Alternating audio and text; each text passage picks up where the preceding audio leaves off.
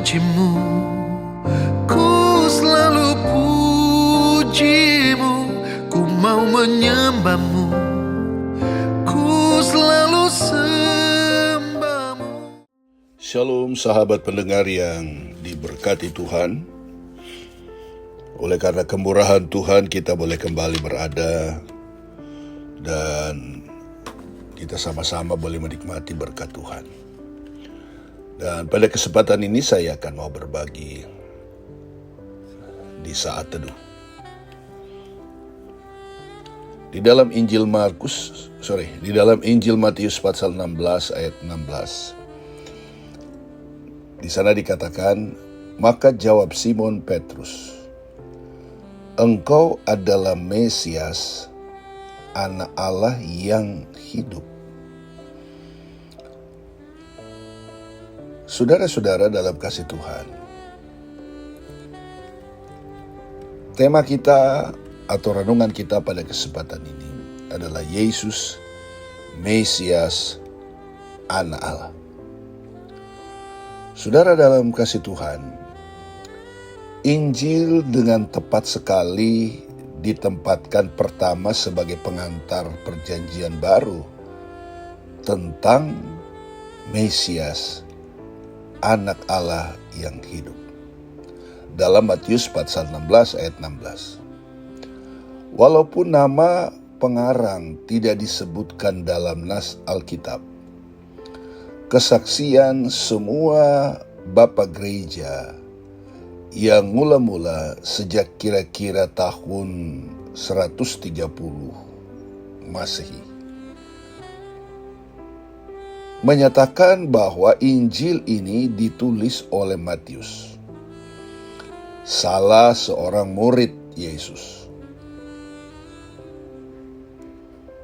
Dan jikalau Injil Markus ditulis untuk orang Romawi dan Injil Lukas untuk Theophilus dan semua orang percaya bukan Yahudi, maka Injil Matius ditulis untuk orang-orang percaya bangsa Yahudi. Nah, saudara-saudara dalam kasih Tuhan, sekalipun demikian Injil ini tidak semata-mata untuk orang Yahudi. Ya. Seperti amanat Yesus sendiri, Injil Matius pada hakikatnya ditujukan untuk seluruh bangsa. Haleluya. Serta menyatakan lingkup universal Injil Matius.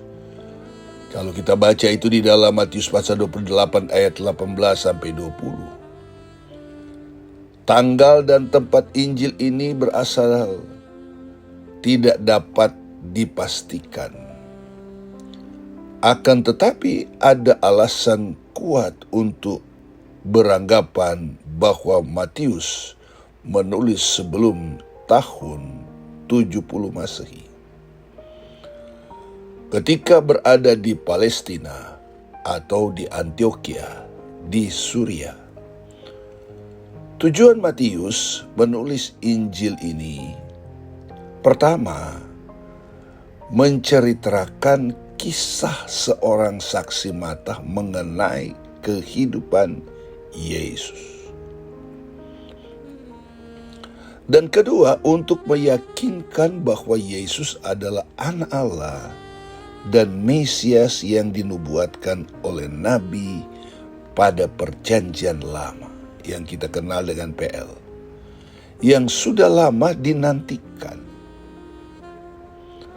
Dan ketiga, untuk menunjukkan bahwa kerajaan Tuhan dinyatakan di dalam dan melalui Yesus Kristus dalam cara yang belum pernah terjadi sebelumnya. Nah, saudara-saudara, Matius memperkenalkan Yesus sebagai penggenapan, pengharapan Israel yang telah dinubuatkannya.